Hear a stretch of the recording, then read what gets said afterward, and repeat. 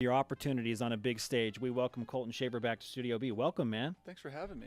Rocking the Wareham Gateman t-shirt. I thought it was important to wear today. Okay, so now Wareham or Wareham? Wareham. Okay, that's what I thought. The Wareham Gateman. Yes, sir. The H is pronounced. Yes, they say everything different out there. Not one thing. When I first showed up, it was like I was trying to pronounce names, trying to figure out where I needed to go. Like the bus stop was, when you read it, it's Sagamore. And everyone was like, "What are you talking about?" And I was like, "Sagamore bus stop." And they're like, "No, it's Sagamore." Like they're like, "You sound ridiculous." The Wareham and Sagamore. Okay. Yes. Okay, I'm on it, man. You're helping us become, I guess, natives of the area. I'm trying. We appreciate that. What'd you learn most about your time in the summer with the Wareham Gateman? I just learned it was all sorts of different styles of baseball. Everybody had their own game. Like we had a kid from LSU.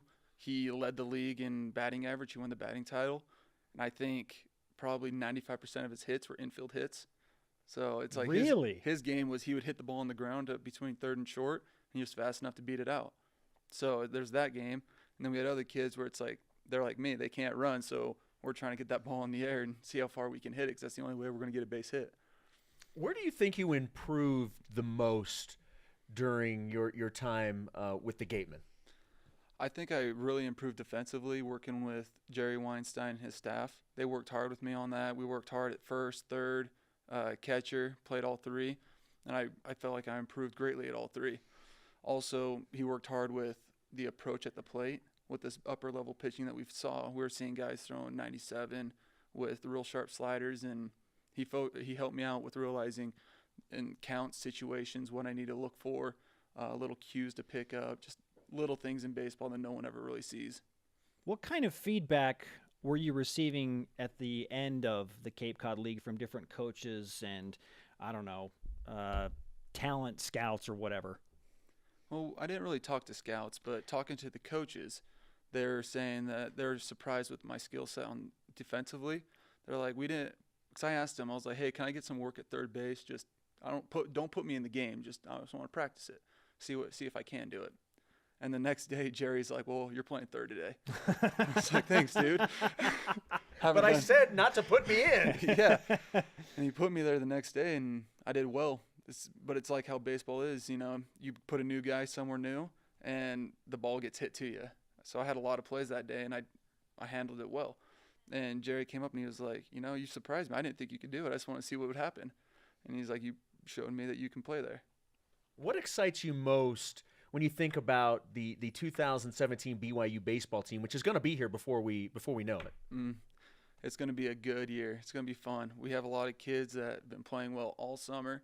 I've been seeing on the tweet feed all summer long, it was Keaton Kringlen and Daniel Schneeman just putting up big numbers, and they're representing BYU. They're showing the country what we can do. So I'm excited for everyone else to come in and do the same thing. You mentioned Keaton. I was actually talking with him yesterday, and he said with all of you guys at different parts of the country playing summer baseball, he said that the one way you guys kept in contact was like these late-night FaceTime calls. How many of those did you participate in? Because you're on the East Coast. That's got to be late for you. Yeah, I only did a couple, but I had to cut them short because of time differential. It was my bedtime. You got to get the rest. I got to get it. It's all about discipline, man. I can't imagine that they're talking about anything better than what you could be gaining through sleep, right? Yeah. I don't really think it's discipline. I think it's more just I got to go to bed. Tired. I'm so tired. When will the team, speaking of BYU baseball, get together and start the process for official preparation for 2017? We have our first couple meetings right as school starts, and we get to know each other, get to know all the new guys, catch up with the guys that have been out all summer, and then we'll really we'll start getting after it right after Labor Day. We'll start practicing hard and getting ready for the season. I know you're a big Denver Broncos fan. The season is just around the corner. How do you think your boys are going to do, especially if Mark Sanchez is your quarterback? I think defensively we're going to be good. It's up to Von Miller. Yes. We're gonna tweet that out. Just the expression. Tag Mark Sanchez in it. That will be Mark that will become memed when you're asked how you feel about your team when Mark Sanchez is the quarterback. Colton's face. No, I think he's going to do great. He works hard, and I think he'll step up to the occasion and do what needs to be done.